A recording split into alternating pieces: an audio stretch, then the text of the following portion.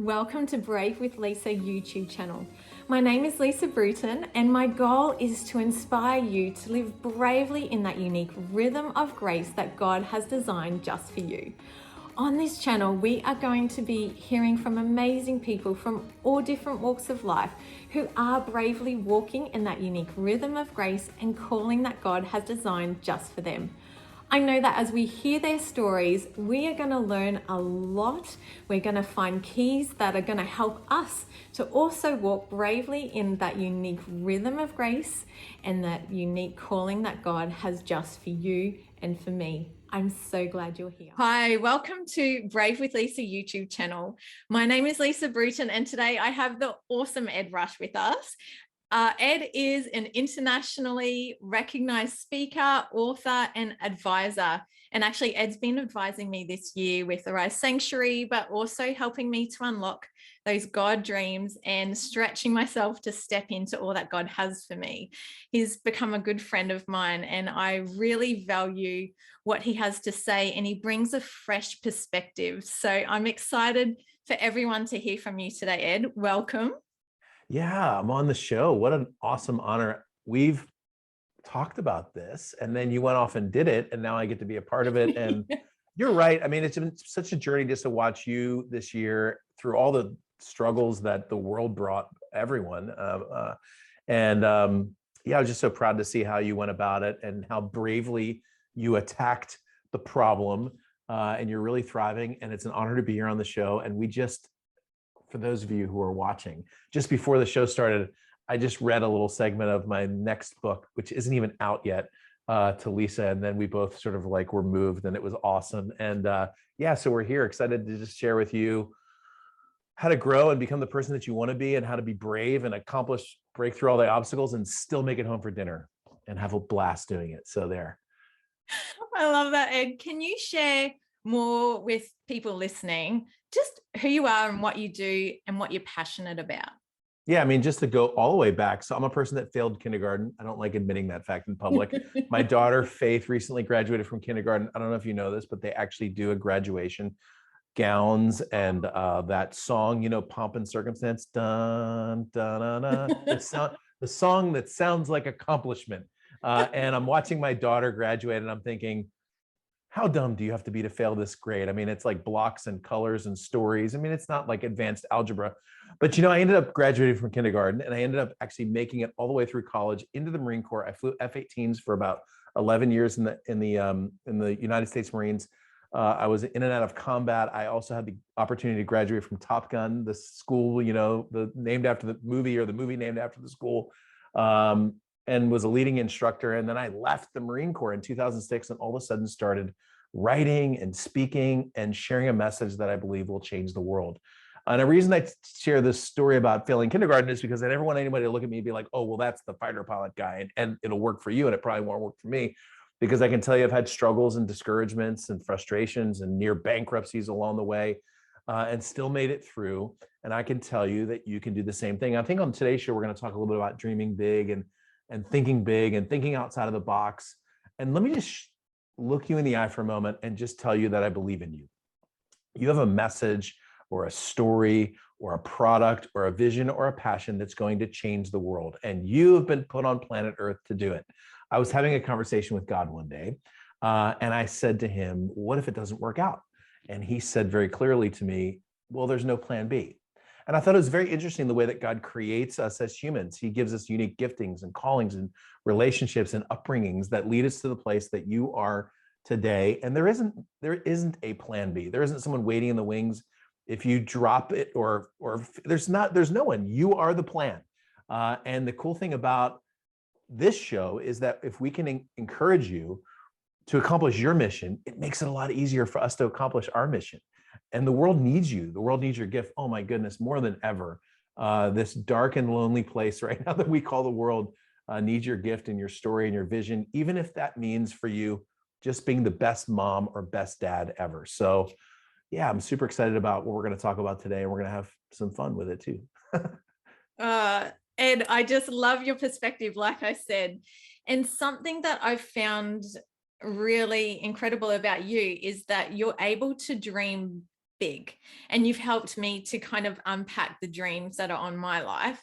How do you, I know you've got some strategies on how you stretch your mind so that you can dream bigger. Can you share some of those with us? Yeah, I mean, it's interesting. So I'm writing about this right now as we speak in this book that we just mentioned. I'm almost done with it. And I've got this section on the past and the future.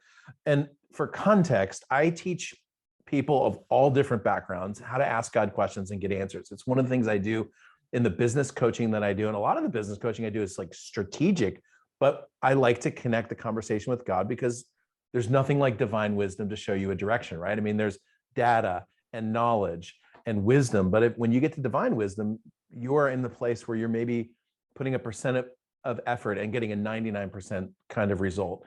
And so one of the things I always encourage people to ask God about is their past and their future. And what I will tell you is that most people, when they experience the past, most people experience the past with regret, discouragement, frustration, or maybe even a sense of like, oh man, I missed it or I missed out. And I can tell you that those are almost always lies. At least that's been my experience. And what I usually do is allow things from the past. But when I allow things in the past, normally it's wisdom, experience, pattern recognition. But all those other things can sort of stay behind when I could bring those other things forward. And even if there's things maybe I wish wouldn't have happened, or maybe I wish that I didn't do or say, it's in the past. And because of that, it is wiped away, essentially, as we believe. And what you can do is turn those things into wisdom. We'll take that into the future. Most people, like when they look at the past, see all the wrong things. A lot of times people, when they look at the future, see all the wrong things. A lot of times people, when they think about the future, there's a lot of worry. Like if you're a parent, you know, you're like, I have a 16-year-old, a 14-year-old, a 13-year-old, and a 2-year-old, you know? And I do know what causes that. People ask me all the time. But you know, when you're a parent, you're like, oh my gosh, I hope my kids don't grow up and be on drugs. You know, well, I have a friend of mine whose kids grew up and were on drugs. And actually, those kids went off and married. One of this woman's son went off and married this other girl while they were in drug rehab. Those two people came together and became two of the most influential worship leaders in this area. And now they have this huge following of people who follow their worship. And you know what? They went off drugs. And this woman says, you know, it wasn't the worst thing that ever happened. I thought it was the worst thing that ever happened. My point is, a lot of times you look into the future with a lot of fear, or you look into the future with a lot of worry. And what I can tell you with certainty is the thing that you're afraid of probably is not going to happen. But guess what? The thing that you're excited about too, the thing you're dreaming about probably isn't going to happen either. I can tell you when you look into the future that what you think is going to happen probably won't. Okay. So now I know that sounds crazy, right? A lot of people say like, dream big and you'll accomplish it. But I can tell you, it probably won't happen. Lisa can tell you this because when I get done with a coaching session, normally when I work with a new client, and I've worked with now over 450 one-on-one coaching clients, helping them in their business. By the time I get done with them, after our first day together, we've built this beautiful plan. We've got it all ready to go. We're going to go implement it. And then I say, look, this is really important. We just built this plan and I'm going to tell you this plan is going to work. But after a year, when you look back on this plan, your business is going to look totally different than the one that we just put on the whiteboard. But this is the plan that's going to get you there. Yeah. Because what happens is the plan meets the real world and you adjust and you change and things happen and there's pandemics and like all these things that happen and you have to completely adjust. But you know what? Eventually you get to the destination. So my rule is, look, if you're going to look into the future and you're going to dream about things that probably won't happen the way that you exactly dream them, you might as well go big, right? Because if you're going to like train your mind to think in a certain way, you might as well think as big as you possibly can. Okay. So I have a technique that I call heavy bat dreaming. If you've ever watched like American baseball, the hitters will stand on the on deck circle with their bat, and then they'll put a big weight on the end of the bat and they'll swing that weighted bat. You'll see golfers do that sometimes too. They'll swing the weighted bat. So then they'll take the weight off and then they'll walk up to the plate to swing the, you know, to take their actual swings in the game. Now, here's the interesting thing about the weight. The weight makes the bat feel lighter, but the bat's not really lighter. It's the same mass, it's the same gravity, it's the same weight. It just feels lighter. And so what I always recommend that entrepreneurs do, or people who want to dream big, is think of the biggest thing, okay? And that way, what you do is you train your brain to begin to expand around the biggest thing so that when you get to the real thing, you're like, that's easy. Okay, let me give you an example. I was sitting in my little chair right over here and I was spending some time with God. I like to sit there with a journal and just have conversations with God so that I can tap into divine wisdom. Okay. And I was having a conversation with God, and he said, what do you want? And I said, I want to change the country. Okay. I'm here in the United States, much like with the country you're in, wherever you are, we need changing. Okay. And we need good people with good hearts to be able to go and change that. And I said, I want to be influential in changing the country. And God said, well, that's not big enough. I said, okay, all right, fine. No, I'll do this with you. I said, I want to be influential enough to change the world. Now I thought, sitting there with my journal, I thought that was going to be at the end of the conversation there. And he said, no, that's not big enough. And I said, wait a second, we just went to country, the world. Okay, I want to be influential enough to be able to change the solar system, because I think, we're heading to Mars. Maybe we'll colonize the moon or something like that. And God said something very surprising. He said, no, that's not big enough. And I was like, come on now, wait a second, not big enough. I said, great. I want to be influential enough to be able to change the galaxy. And he said, now we're talking. And I said, well, that's kind of fun. Let's think about that for a second. So I thought maybe one day, because my plan is to be president, by the way, of the United States. I said, maybe one day when I'm president, we will be sending people off to colonize a new planet, right? Maybe we'll be doing that. I don't know. I'm just thinking about this in my little chair. And I said, if I was in charge of colonizing a planet, what would be the kind of setup I would have for the planet? In other words, how would you, make the rules? How would you build a government, right? Because you got to make sure that people, take care of each other and they're safe and everything.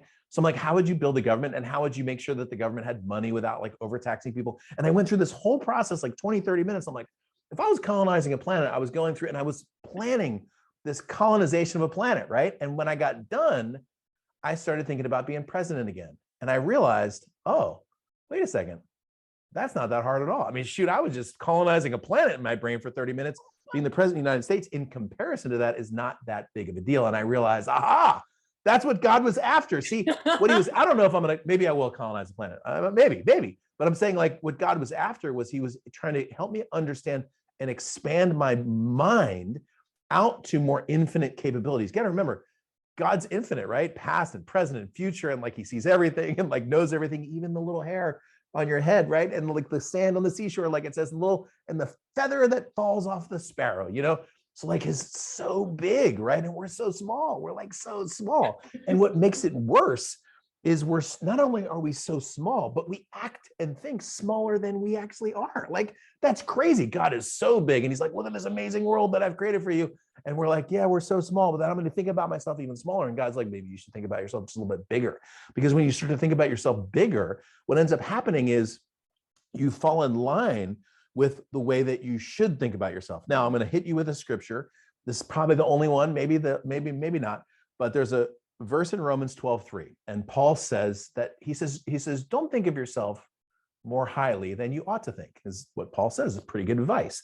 And I can tell you, most people who read that, from whatever spiritual background, most people read that like this: don't think highly of yourself. Okay, because that's the way we've been trained. Don't think highly of yourself. But that's not what he said. He said, don't think of yourself more highly than you ought to think. Okay, so now let's put this into context, okay? We have a big God and a big world, and he's an abundant and loving God who also just so happens to call you a friend. That's amazing. But he also happens to call you a child. Think about that, son or daughter. And in certain places, he even calls you his lover or his bride, or his, like that close. That's amazing. That is unbelievable. Now, I want you to think about this. If I owned everything and my kids came to me and said, hey, Dad, could we go to Disneyland this weekend? I'm like, let's go, because I own everything. It's easy, yes, right? Listen, God owns everything. You happen to be a child of God. So when Paul said, don't think of yourself more highly than you ought to think, you set that into the context. You're like, man, I'm going to think about myself very highly because of the context of who I am. And so as an entrepreneur, as a business owner, sometimes your job, and just so you know, I'll say this and then I'll pitch it back to you. Having worked one-on-one with over 450, these are clients. These are people who've paid me well over $10,000, most of them to work with me, over 450 of them. And then thousands of event attendees, actually tens of thousands of event attendees, hundreds of thousands of people online. I have not come across a single person, not one person, who I felt was thinking of themselves more highly than they ought to think. Every entrepreneur I work with was underselling themselves, under-promoting themselves, undervaluing their expertise, their story, or their mission, okay? And I can tell you, that if it's 100% that we're not, or 0%, I can look you in the eye confidently and tell you, you are not thinking of yourself as highly as you should. Okay. So it might be a good time to get some of that religion stuff out of the way. It might be a good time to get some of those things that mom and dad maybe told you when you were growing up, or some teacher in school, and own a little bit of who you are and step into the place that God created you for, because there's no plan B. Back to you. Wow. There's no plan B. I just love that, Ed, and just all that you've shared, and that stretching of the mind and being that heavy bat, and it's made me kind of go, okay, Lord, I can't wait to sit down tonight and stretch my mind and dream bigger. Ed, like you said, you've met with over 400 people one-on-one. I'm sure there's some common fears or common roadblocks that come up. What would you say they would be? Yeah, it's great. Such a great question. So fundamentally, this is why this book that I'm writing, I'm so thrilled about, and it's like really on my mind, is, and I'm not here to I'm just telling you that fundamentally what I teach people to do in the business world and in this book is what I'm planning on doing, is having them ask God questions about themselves and their business and get answers. And I will tell you that the lies that people believe, the lies that I've been led to believe, that you've been led to believe, that we've been led to believe, are very similar. It's so crazy. It's like a playbook almost. There's, for example, there's people are telling themselves, I haven't done enough. I missed out. This is a big one, by the way, huge. Somehow I missed out. I missed, God wanted me to do this. I must have missed the wrong turn. It's too late. There's another one that I hear people tell themselves all the time. Luck just never comes my way, or the good things just never come my way. I'm always a day late or $1 short, or, those good things never happen to me, or they might happen to someone else, or, money doesn't grow on trees, or my business is a necessary evil, or, sometimes I just think secretly I'm just in this for the money, things like that start to become that people essentially have believed. Okay. Now here's the interesting thing about this. Science has told you that there are two parts to your mind, your conscious mind and your subconscious mind. And science is wrong. There are three parts to your mind, okay? There is your conscious mind, there is your subconscious mind, and then there is your super conscious mind. Your super conscious mind is your connection to God, okay? Your super conscious mind, look, everyone that I know believes that when they die, they're going to retain memories and they're going to retain a record of their life on earth, and that's your super conscious mind. Like some people have called that the spirit, or potentially even the soul. But I can tell you that there is a part of you that you know as well as I do. Do you ever wake up in the morning just with an intuition about something, or maybe a premonition about something, or maybe you were thinking about someone and they called? There is a divine connection in what is called your super conscious mind. Now, most people shut that down very quickly, and so they live from the conscious to the subconscious. And so here's what happens. You go into business, true story. Barry goes into business, and he's read all the personal development books, and he knows how to think positive, and he's working really hard, and 2008 hits and he goes bankrupt. And he says to himself, well, I guess success was never meant for me. And in that moment, the conscious mind says, I guess success is never meant for me. It's sent as a signal to the subconscious mind. And the subconscious mind is nothing more than a processing device. The subconscious mind is not aware in the sense that it doesn't know what's right or moral or just. It just knows Barry said something to me, and now I'm going to make it a reality. And next thing you know, all of the blessing, all of the good things, all the benefits that were supposed to be coming Barry's way for 10 years simply pass him by, because he's coded into his brain, success, I guess just success is just going to pass me by. It is what is called a belief system. Some people have heard it described as an agreement. I call those negative contracts. The way to recode negative contracts is to connect your superconscious back to divine intelligence. Ask God what lies you've been believing. Ask God what's true. Break those lies. Recode your mind with something that's true. Like, for example, God's divine plan is coming to me in a new way every day. There's just a little phrase that I just love to say. The divine plan, God's divine plan for my life is coming to me every day in a new way, right? There's just something that you can say. Now, that is something I received from God in my superconscious, my divine connection intelligence, that I put into my conscious mind, into my subconscious mind, so that I can begin to live that out. Let me give an example of how this works out in my life. So it was about 3 or 4 months ago that I got it in my mind that I wanted to buy this ranch in Colorado. There was this ranch that was for sale. It was, full disclosure, it was $6 million. I think it was like $5,900,000, but who's counting? And it definitely needed some improvements, but it was beautiful, 2-acre ranch. And I called the listing agent. I started asking him some questions about the ranch because I was like, you know what? I'm going to find a way to make this thing work because I feel like one of the things that God wants me to do is build this beautiful property where I can employ some people and really bless the land. And there's like a lot of stuff that goes along with that, right? So I called the listing agent. We started talking through it. And then he called me back about a week later. And he said, Ed, I just wanted you to know, we've got a party that's very interested in this property right now. And they're probably going to be making an offer this week. And as he said that, what happened to me is what happens normally to people, which is you're like, oh my gosh, I'm going to miss it.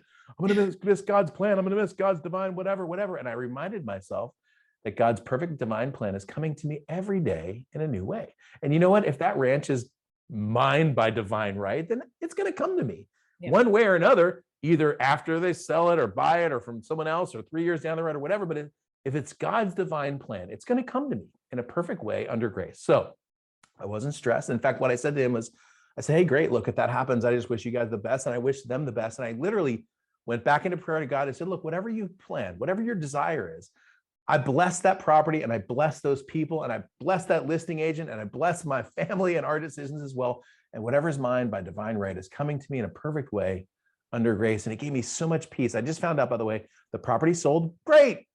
Because you know what? Maybe it wasn't meant to be ours. Maybe it wasn't even meant to be ours now. Maybe they're going to go put in like 5 wells and decide to sell it back to me at the same price or whatever. You never know what's going to happen.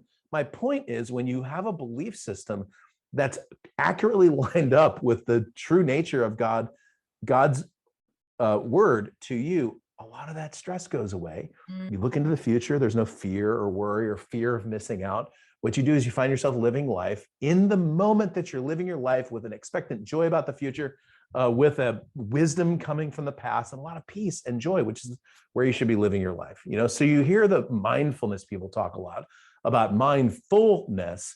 And I always ask people who are a part of that mindfulness movement, I'm like, what do you want my mind to be full of? Because you're talking about mindful. I'm like, what do you want it to be full of? And nobody ever answers that question. They're like, no, you need to meditate. I'm like, I know how to meditate, but you said mindful. So mindful of what? Okay, so here's my idea of mindful. I want my mind full of whatever the divine plan is for my life. That is the way I view myself. That's the way I view money. That's the way I view my family. That's the way I view my time. That's the way I view the business that's coming or the lack of business that's coming. That's the way I view the deals that are coming to me. I've got this book that I keep talking about, and I'm thinking, gosh, should I do like a real publishing deal where the book is represented by a big company or maybe an independent publisher, or maybe I self-publish? And I'm like, you know what? God's divine plan is coming to me in a perfect way. I'm sure that will come to me, and it brings a lot of peace to you and joy when you have that approach. And there's obviously more to that, but it starts by simply reconnecting to God and asking him some questions. And I have to be honest, I was terrified to do that at first because I thought he was going to tell me how angry he was, but he's never said that, not once. And he probably, he probably could be if he wanted to. So anyway, so it's fun, right? Yeah. And so, Ed, would you say that it's important to not only listen to what the truth is, listen to what God's saying over us, but actually then speak it out daily? Would you do it daily or? Yeah. So I don't really think I do anything daily, but I think enough until it gets through. Okay. Yeah, so let me give you an example. I think it was probably about 10 or 11 years ago when I really started to learn some of these principles. And I had a business partner who it turned out was not a very good person. Now, most business disputes that I've been a part of or that I've even helped people through, there's a little bit on both sides. Normally there's like, a little lopsided, but this one I can honestly tell you, and I had some counsel during this and everything, it was all on one side. We had a package that we had offered to a group of people. They bought it. He started to back out of it. I'm like, we got to keep our promises. And I'm left unable to keep promises to people because one person's not keeping those. So we had an ethical issue that was on this person in this person's court. And so we started to part ways because I wasn't going to work with somebody who wasn't going to keep their promises. He owed me a lot of money in the tens of thousands of dollars or in between $10,000 and $20,000. And And I needed the money at the time, honestly. It was a very difficult time for me financially. And I was very upset, and I didn't like what he was saying about me publicly. And I was starting to get angry. And God very clearly said, I need you to let that go.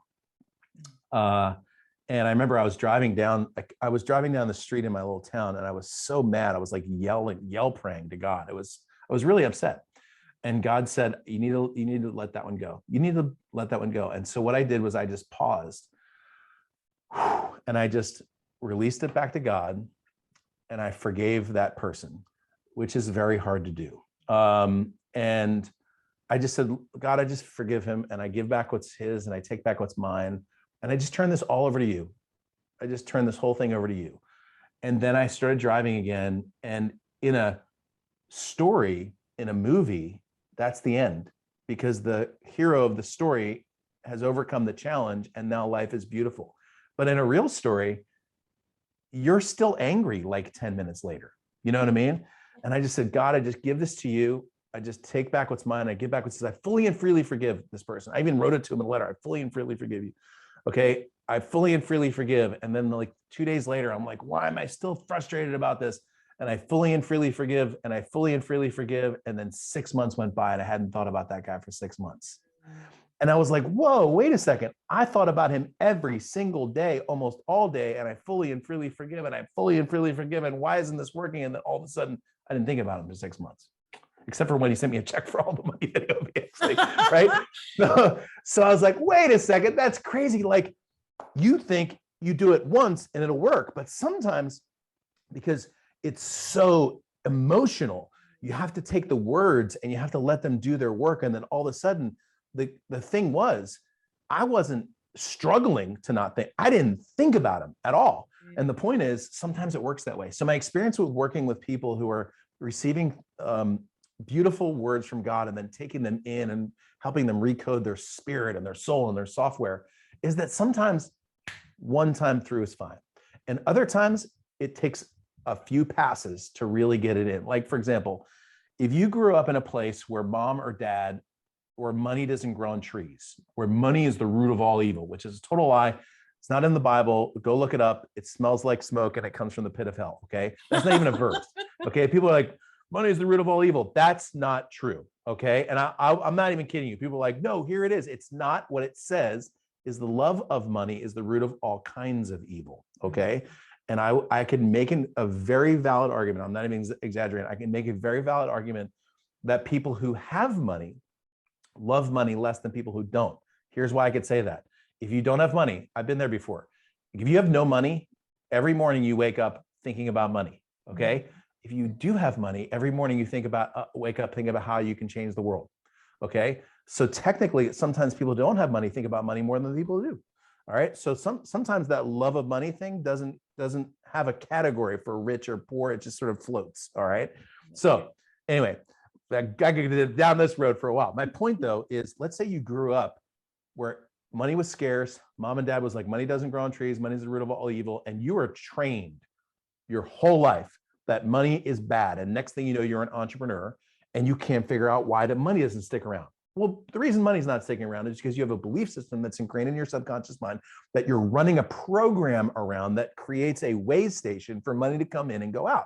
It is nothing more than the program that you're running. Okay, so now you come to my event, read my book, watch this podcast, and you change your belief system. You change it. You say, I break the lie that money is the root of all evil, and choose instead to believe that money is a gift from God that I can use both to plant as a seed and give away and grow as bread. Okay, something like that. That's one of the ones that I like to say.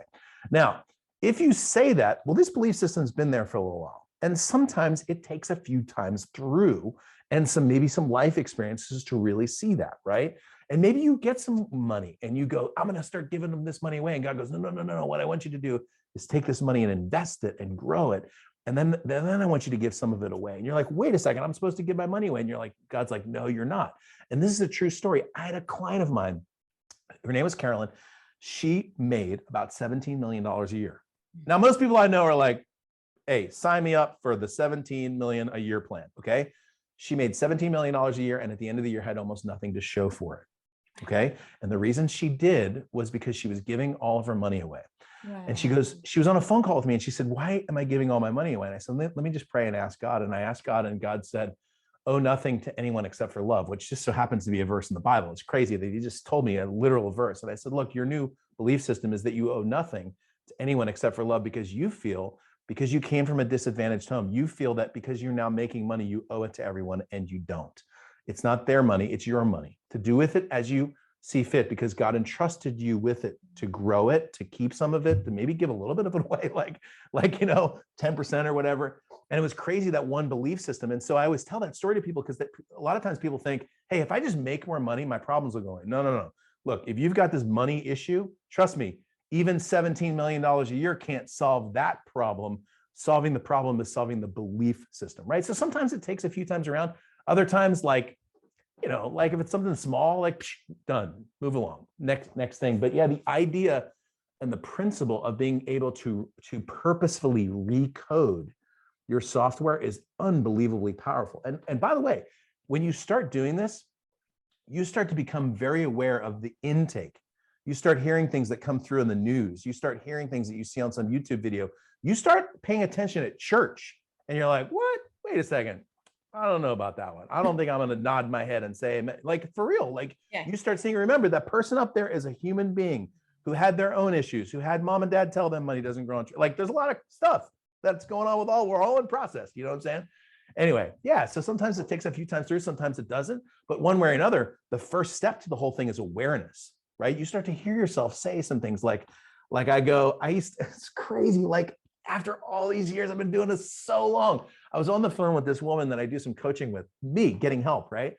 And she said, how are you? I said, I'm hanging in there. And she goes, we've been doing calls together for a year, and every single time you get on the phone, you say, hanging in there. What do you mean by that? And I'm like, oh my gosh, it's so true. Like, even the things that I say sometimes that I don't even know why would I say that? Life's amazing, right? Hanging in there, like, so hard. It's great. It's interesting the way it works. So anyway, it's fun. They are such excellent examples. And again, I'm starting to think about some of my mindsets to address. Ed, I know that I came across you because I was listening to a Sean Bowles podcast. Sean, yeah. And I think at the end you let us know how we can contact you. And I was like, I'm contacting this guy because there's something about what he's saying that's really grabbing hold of me. So how can people find you or connect with you? Because I'm sure there's some people that have been really leaning in going, I need more of that. Yeah, sweet. Thank you for asking that. So in a moment, I'm going to give you a website that I've never given to anybody ever before. First time. And the reason it's the first time is because actually, as we're doing this interview, the website doesn't even exist. And as you are listening to the interview, it still might not exist. But I've got this super cool resource that's coming out in probably about a month. And you just want to write the website down and refresh it every once in a while. But I will just tell you, so first of all, my website, the one that actually is up, is edrush.com. That's my name, edrush.com. There's a place there that you can get onto my weekly email list, which I don't really send that out weekly that much right now because I'm in the middle of writing this book, but I will eventually do it again, I'm sure. Okay, so edrush.com, easiest website to remember. Even if you're on an elliptical, you can remember those 6 letters. Now, what I will tell you is I'm going to tell you, and I did this this is how we connected, Lisa. So I'll do this for your folks, just for fun. My email address, and by the way, this is not the one that goes to my team. This is the one that goes to me. This is the one when Lisa and I talk to each other, we're on this one. My email address is coaching, COACHING @edrush.com. Now, I'm just giving you that between us, right? Don't give it out to the world. But what I will tell you is when you email me, just tell me your story. Tell me what you do, what business you're in or what business you're thinking about being in. I will invite you, or I'll send you an invitation to my next event, and you can come for free, okay? My events are typically $500 to $1,000. It may be a live event, it may be a virtual event, it may be a combination of both, so you can attend however you feel most comfortable. But you will come as my guest. There's no obligation at all. And again, most of the people who come to these events pay, but I would just love to just gift that to you since you took the time to listen to this interview with this amazing woman and follow her. And you better click that like button and subscribe to her show while you're at it. And then the last thing I'll tell you is the new website is called God Talks, GODTALKS,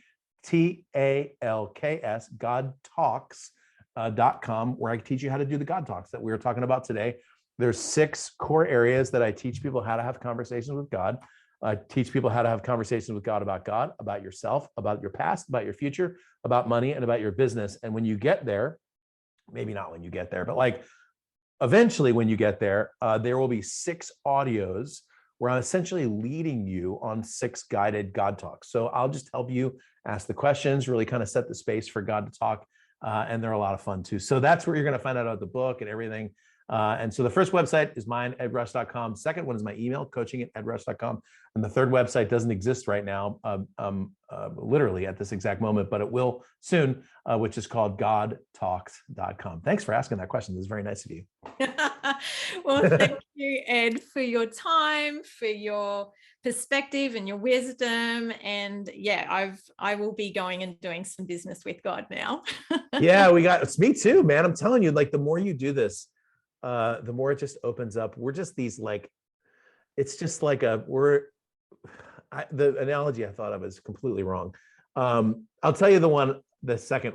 So we're sort of this onion that's unpeeling. The analogy I thought of was we're like a never ending roll of toilet paper, you just kind of keep working on things, but really what it's more like, now I think about it, it's like a spiraling staircase, you kind of sometimes come back to the same issues, don't you? But oftentimes from a very different perspective. So yeah, it's always fun just to work on new ways of thinking and believing. And the truth is, I'll go back to what I said in the beginning of the show, which is you have a mission that God has called you to, and there's no plan B, which means you're equipped. You've got an amazing resource in God, the provider.